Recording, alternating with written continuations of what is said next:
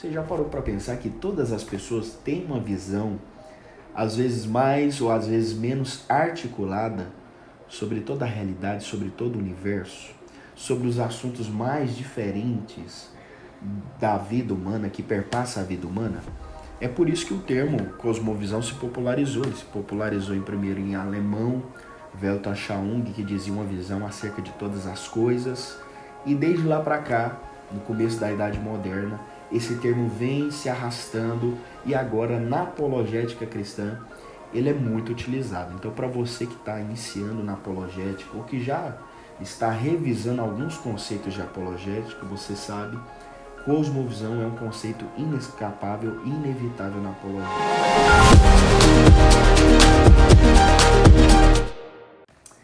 Olá, tudo bem? Sou o professor Johnny Júnior. Estamos iniciando mais um vídeo da Blea Cursos, a sua plataforma de cursos. E nesse momento agora falando sobre cosmovisão. Queremos falar sobre as cosmovisões em conflito.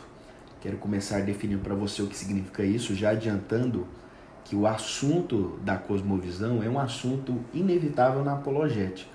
É impossível pular esse assunto hoje, visto que o termo mesmo cosmovisão se deriva de duas palavras gregas, cosmo, que significa mundo, e o próprio termo visão dá a entender uma visão sobre o mundo, ou sobre todas as coisas, ou sobre o cosmo.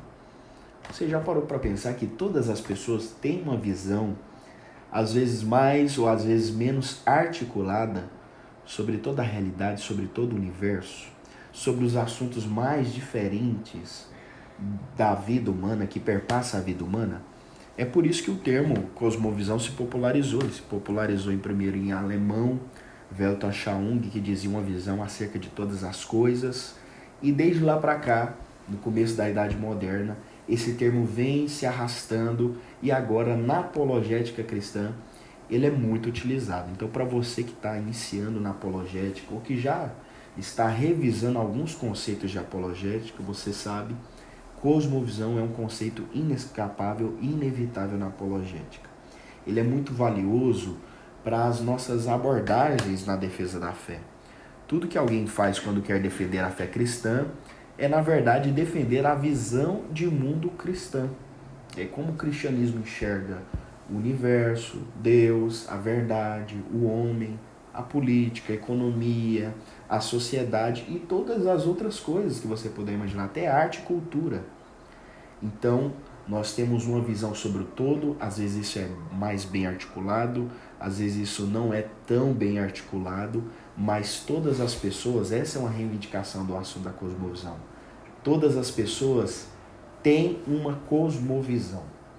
O que você pode fazer é ser mais consciente disso ou ser menos consciente disso. Muitas pessoas não são tão conscientes acerca da visão de mundo que elas têm, mas que elas têm, isso tem, elas têm, todas as pessoas têm uma cosmovisão. Eu costumo brincar às vezes de que havia uma certa situação, uma história que eu conto, onde o senhor coveiro, ele estava abrindo lá o local, porque em breve chegaria o defunto, o cadáver, e aí um estudante de filosofia estava perto dele, um estudante de filosofia cristã. Olha só que coincidência, ele era um estudante de filosofia cristã, ele estava perto do senhor coveiro, e de repente ele lasca aquela pergunta: senhor coveiro, o que é a vida e o que é a morte para você?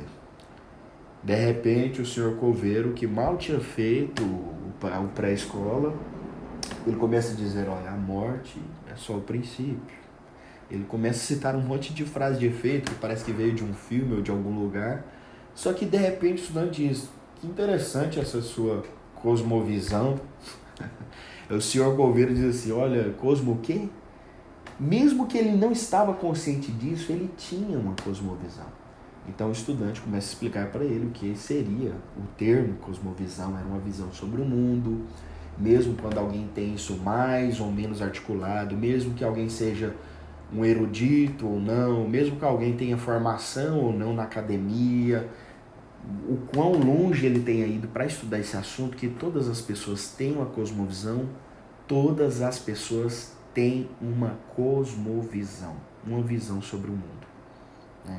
É como se nós estivéssemos dizendo que uma cosmovisão é uma rede, um sistema de pensamento. Eu estou aqui com o livro Cosmovisões em Conflito, de Ronald Nash. Aqui nesse livro ele fala sobre escolher o cristianismo em um mundo de ideias. Você já parou para pensar que o que as pessoas pensam sobre a realidade ou o mundo tem consequências amplas na vida de uma pessoa? É por isso que o assunto da cosmovisão é tão relevante. Ronald Nash diz que a cosmovisão é um conjunto de crenças sobre as questões mais importantes da vida. Às vezes poucas pessoas têm alguma ideia do que consiste uma cosmovisão ou de que mesmo possuem alguma. Mas ter consciência da nossa cosmovisão é uma das coisas mais importantes que nós podemos fazer para melhorar a nossa autocompreensão, a compreensão de nós mesmos, a compreensão do que as pessoas estão pensando. E conhecer inteiramente a cosmovisão dos outros é essencial para entendermos o que faz eles agirem de uma determinada forma ou de outra. Você já parou para pensar como seria relevante se você compreendesse todos os meandros, caminhos e descaminhos das cosmovisões alheias? James Sire tem um livro chamado Universo ao Lado. Acho muito interessante o título desse livro, porque é como se ele estivesse dizendo que o seu vizinho, ou a pessoa que está mais perto de você, ele pode ter em vista um outro tipo de universo. Dependendo do que ele pensa, ele imagina o universo de outra forma. Então é um outro universo do seu lado. Embora o termo cosmovisão pareça para algumas pessoas ser assim muito relativo, ou seja, cada pessoa teria um ponto de vista, cosmovisão não é exatamente a ideia de ponto de vista. Não é exatamente isso. É algo mais elementar e básico ainda. É uma rede de pensamentos, de sistemas de crenças que vão se conectando umas às outras até caminharem ao centro. Sabe, à medida que você vai fazendo as perguntas mais importantes para uma pessoa, sobre tudo, sobre o que ela acha que ela é como ser humano, o que é isso, o que você é, de onde você veio, né? As pessoas costumam fazer isso, o que você é, de onde você veio, para onde você vai. À medida que você vai avançando nessas perguntas tão gerais e universais, você vai afunilando o sistema de crença de uma pessoa até que ela chegue à base de toda a sua rede de pensamentos. É como se o sistema de crença fosse encadeado uma crença na outra, fosse um encadeamento de crenças. Existem crenças mais básicas do que outras. Você quer ver uma crença que é mais básica do que outras crenças? Por exemplo, é uma crença que praticamente ninguém acha que precisa demonstrar ela. É a crença de que existe algo, ao invés de não existir nada. Você já parou para pensar como que essa crença é algo assim tão básico? Ela dá origem a outras crenças. Quer dizer, todo mundo que pensa nessa reflexão, ele automaticamente já sabe que existe algo ao invés de não existir nada. O filósofo cristão, por exemplo, René Descartes, ele começou fazendo um sistema de dúvidas sobre tudo que ele pensava. Ele achava que encontrar a verdade das coisas fazendo uma dúvida extrema e absoluta sobre vários e vários assuntos. Então ele começou a exercer a dúvida metódica sobre várias áreas do pensamento. Até que ele começou a tentar duvidar da própria dúvida. Quando René Descartes tentou duvidar da própria dúvida, ele percebeu que era impossível. Porque se ele estivesse pensando, isso já significaria que ele existia. Por isso que ele disse aquela frase: se eu penso, então eu existo. Não tem como duvidar da própria dúvida. Seria como duvidar de que está se pensando. Então perceba que tem crenças que são mais rudimentares e básicas do que outras. Eu acredito que o Everest é uma montanha mais alta do mundo, que ela tem tantos 1000 pés de altura. Eu acredito que o Morro do Mendanha deve ter um pouco mais de altura do que o Morro da Caveira, onde Jesus Cristo foi crucificado. Ele é 8 vezes maior do que aquele monte. Só que o que eu penso sobre montanha ou topografia não é tão básico sobre o que eu penso sobre a existência da própria realidade em si. Existem crenças mais primeiras ou importantes do que outras. Se eu descobrisse que amanhã nunca existiu o Monte Everest, isso mudaria pouco ou nada no meu sistema de pensamento. Se eu descobrisse que amanhã o Morro do Mendanha não é tão alto quanto eu achava, né? Isso mudaria alguma coisa ou outra no meu sistema de crescimento. Por quê? Porque à medida que as crenças vão avançando, elas vão ficando na periferia dos nossos pensamentos.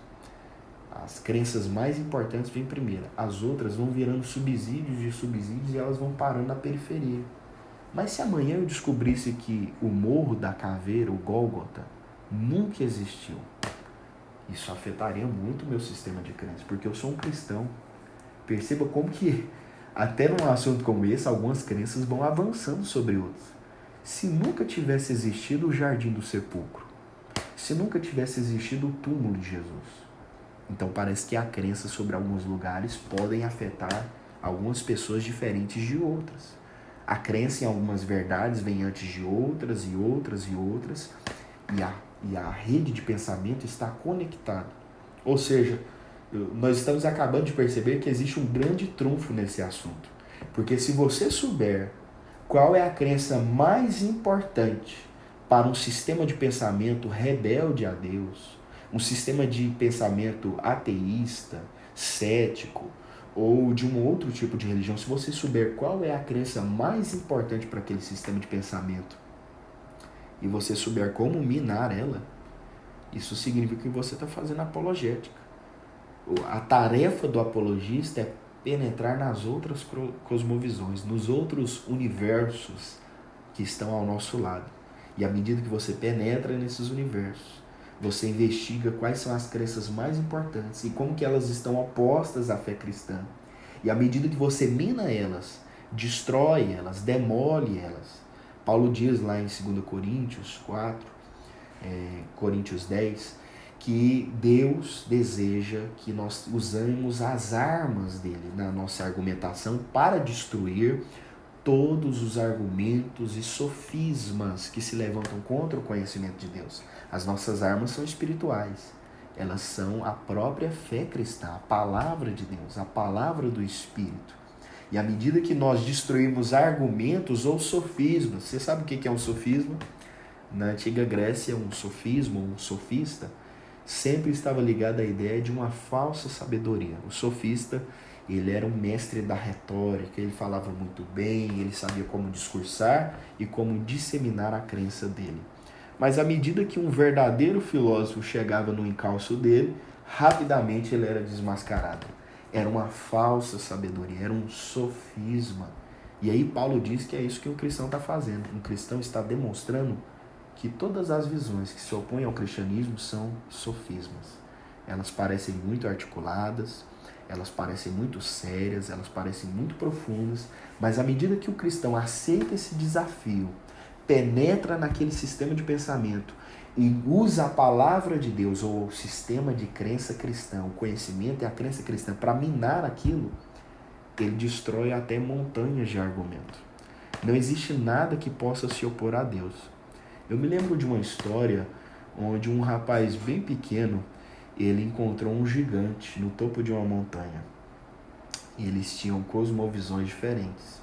Aquele gigante estava bem armado e ele tinha espada, lança, ele tinha escudo, a armadura dele pesava quilos e mais quilos e ninguém podia vencer aquele gigante. Aquele gigante achava que as armas materialistas que ele usava, o humanismo da força dele, daria vitória sobre qualquer oponente. Mas aquele rapaz que estava diante dele tinha uma outra visão de mundo. Naquela montanha, uma batalha cósmica foi travada. Ali perderia a visão de mundo incorreta. Ali venceria a visão de mundo verdadeira. E aquele rapaz que não tinha espada, lança ou escudo, mas tinha apenas uma funda e algumas pedrinhas, ele acreditava que aquela batalha seria decidida na força de Deus. Ele dizia, eu venho sem arma, mas a minha visão sobre o mundo é a correta. O Deus de Israel existe, o sobrenaturalismo é verdadeiro, milagres acontecem, e Deus já fez isso, já fez aquilo, e hoje eu derrotarei você e darei você aos corvos e aos animais. Uma batalha cósmica foi travada, e a cabeça de Golias terminou parando nas mãos de Davi. É assim que acontece. Uma cosmovisão confronta outra cosmovisão. E no mundo o que está acontecendo é uma guerra de cosmovisões, onde nós só vamos vencer baseados na palavra de Deus. Aqui no livro Universo ao Lado, James Sire, eu queria rapidamente falar com você. Ele faz 7 perguntas básicas para a gente saber realmente o que é uma cosmovisão e como você identifica uma cosmovisão. Olha uma primeira pergunta básica que James Sire faz. Na página 22, ele faz a primeira pergunta: qual é a realidade primordial? Ou seja, quando a gente investiga todo o passado do nosso universo, o que causou tudo isso à existência? Essa é uma grande pergunta. As pessoas têm diferentes respostas para essa pergunta. Algumas dizem que o que causou toda essa realidade do jeito que está foi o acaso, foi o tempo, foi o processo, foi a força gravitacional, foi a intensidade da massa num único ponto, que no passado o universo era denso e quente, mas aí ele começou a se expandir. E aí, à medida que ele se expande, ele fica menos denso e menos quente. A consequência para essa cosmovisão é de que no final tudo vai ser aniquilado. Porque à medida que o universo fica menos denso e menos quente, ele vai sofrer o congelamento total. Ou seja, a extinção de toda a humanidade. Alguém que acreditava nisso aí era o filósofo e cético, agnóstico Bertrand Russell. Bertrand Russell, inclusive, escreveu um livro chamado Por que Eu Não Sou Cristão?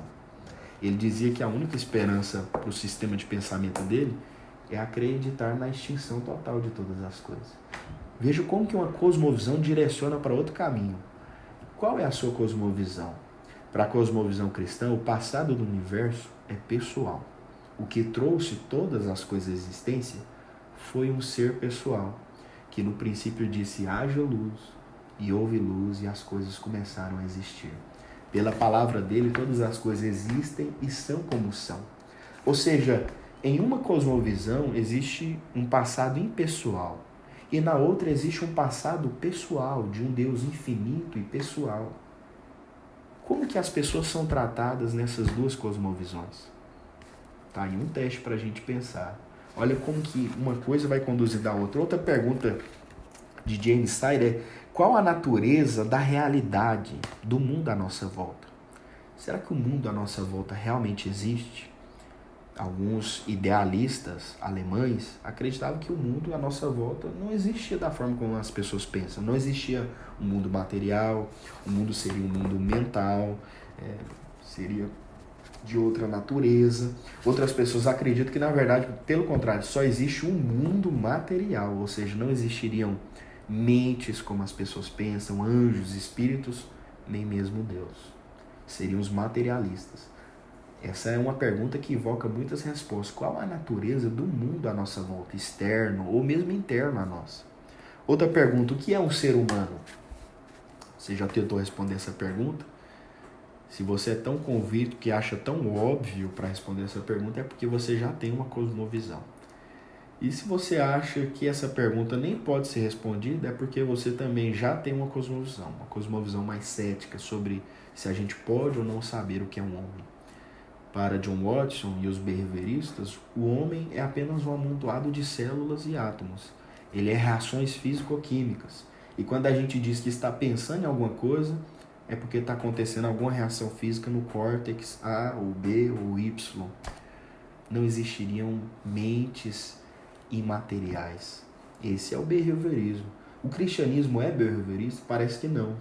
Porque Moisés faleceu já faz muito tempo, ele morreu. Em Deuteronômio diz que ele foi sepultado por Deus, ou seja, o cérebro dele morreu junto com o corpo. No começo de Josué Deus diz a Josué que Moisés realmente estava morto, né? Ele havia falecido, mas Deus ia usar Josué. Lá no texto de Judas, se nós levarmos muito ao pé da letra o que ele diz, que Miguel e Satanás disputaram sobre o corpo de Moisés, então sabemos que Moisés realmente morreu e o corpo dele faleceu, e que antes de ser enterrado, houve algum tipo de confronto sobre o corpo morto dele. Mas se ele morreu, então ele não poderia, na verdade, ter consciência após a morte, ou poderia? Lá em Mateus 17 e em Lucas 9, diz que Moisés teve uma consciência continuada após a morte. ele pensava no pós-vida, e ele apareceu no Monte da Transfiguração, talvez o Monte Tabor, e ele conversava e falava e pensava junto com Jesus. Eles até discutiram um assunto de teologia, que é sobre a crucificação. Esse foi o assunto mais importante para Moisés, Elias e Jesus discutirem naquele dia. As cosmovisões levam a implicações diferentes sobre a vida, sobre a morte, sobre o destino das pessoas. Paulo acreditava que há 12 anos ele tinha ouvido a história de um homem que talvez foi ao céu no corpo ou fora do corpo. O que é uma pessoa então? Será que alguém poderia ir fora do corpo a algum lugar? Como acontece isso? De que jeito isso acontece? Ou isso é impossível? Ou apenas somos reações físico-químicas andando por aí? No seu documentário Cosmos, o ateu Neil deGrasse Tyson diz que na verdade nós somos poeira das estrelas. Então por que nós precisamos de direitos humanos, direitos sociais? Qual é o sentido de haver leis? Leis para governar poeiras de estrelas. As cosmovisões levam a dilemas diferentes, perguntas diferentes, respostas possíveis ou respostas impossíveis, dependendo da cosmovisão. O cara já fez barulho no celular, muito isso. Não, aperta essa parte. Outra pergunta importante.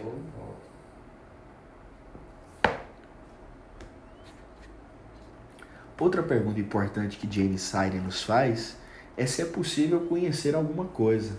Isso é algo também bastante controverso na área da filosofia, se as pessoas podem ou não conhecer o que elas estão falando.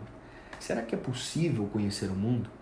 Para a maioria das pessoas parece automaticamente fácil dizer que nós sabemos de tudo ou conhecemos as coisas apenas quando olhamos. Mas os céticos gregos da antiguidade diziam que às vezes era difícil até provar se o que a gente vê realmente existe verdadeiramente.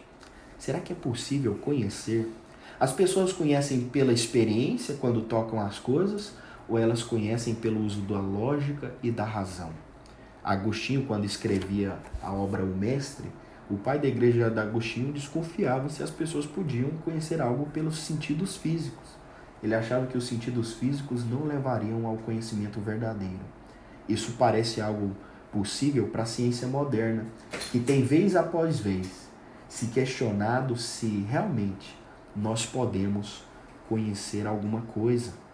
As leis da ciência frequentemente passam por revisões, outras provas da ciência frequentemente passam por novas atualizações. Então nós podemos realmente estar conhecendo algo que sempre está mudando? É uma grande discussão sobre como podemos conhecer. Outra pergunta, nós sabemos que algo é certo ou errado? De onde derivamos as nossas leis morais? Do Estado? Se o Estado é que fornece as leis morais, isso não leva ao estatismo? Isso não legitimaria o próprio comunismo ou nazismo ou outros tipos de ideias? Qual é a verdadeira consequência de dizer que o certo e o errado são definidos pelo Estado? E se nós dissermos que certo e errado são definidos por Deus, pela lei de Deus? Então isso leva a cosmovisões diferentes. Qual o significado da história humana? Perceba quantas perguntas James Sire, aqui nesse livro Universo ao Lado, elenca como perguntas básicas para você identificar uma visão de mundo. Aqui tem outros materiais. Nesse livro, Dando Nome ao Elefante, ele fala mais sobre o conceito de cosmovisão. Nós vamos falar mais sobre esse conceito, por que ele é legítimo, por que ele faz sentido, esse conceito de cosmovisão. Aqui, James Sire confronta o relativismo, o individualismo e o pluralismo. Ele faz uma narrativa sobre um menino chamado Chris Chrisman, que vai à universidade e ele percebe que os seus amigos têm outras visões de mundo. E, não menos, mas muito importante, o livro de Gordon Clark, cujo título tem tudo a ver com o que a gente está falando, Uma Visão Cristã dos Homens e do Mundo. Nesse livro, Gordon Clark foi um grande apologista e apelidado carinhosamente pelos seus amigos de Agostinho da América. Clark passa por várias áreas do pensamento, como história, como as cosmovisões têm visões diferentes sobre a história, política, como que as cosmovisões levam a implicações seríssimas para a política, filosofia da ética, como que as cosmovisões dão novas ideias ou ideias diferentes sobre certo e errado, o que é ético, o que é o direito, a filosofia do direito, Ciência. Será que a ciência é uma verdade absoluta? Ou a ciência é mais uma instituição? Ou ela é mais um instrumento para a gente tentar ficar descobrindo novas formas de fazer tecnologia? O que é a ciência? E a religião? E o conhecimento? Nós precisamos então ter uma visão cristã dos homens e do mundo. Pessoal, vou ficando por aqui. Esse é mais um vídeo então sobre apologética. Nós vamos falar mais nos próximos vídeos sobre cosmovisão, nós vamos explorar mais esse conceito, mas aqui estamos abordando que sim, todas as pessoas têm cosmovisão, você tem cosmovisão, e nós precisamos estar mais preparados para penetrar no universo ao lado e dizer: provai e vede que o Senhor é bom. Muito obrigado, valeu!